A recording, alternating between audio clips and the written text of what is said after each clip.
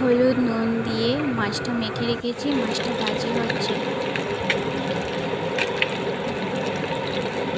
পেঁয়াজ বাটা,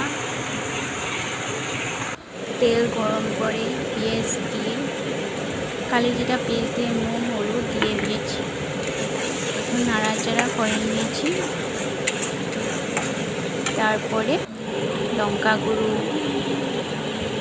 তারপরে নাড়াচাড়া করে জল দিয়ে দিয়েছি।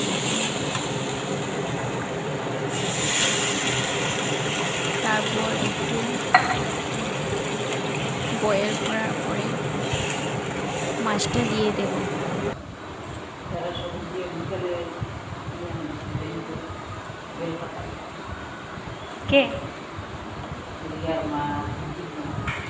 আমি কোনোদিনও ভয়েস রেকর্ড করিনি, আজ ফার্স্ট করেছি, জানি না কীরকম হবে। রেডি মাছ।